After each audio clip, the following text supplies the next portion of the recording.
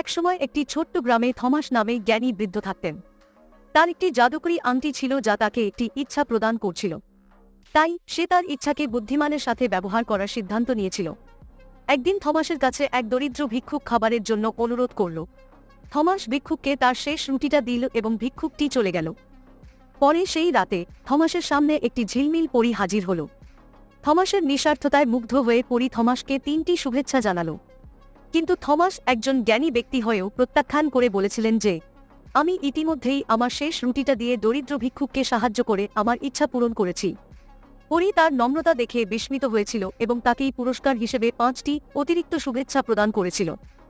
Thomas তার গ্রামে সমৃদ্ধি আনতে, অভাবীদের সাহায্য করতে এবং প্রত্যেকের জীবনে আনন্দ আনতে তার নতুন ইচ্ছা ব্যবহার করছিলেন।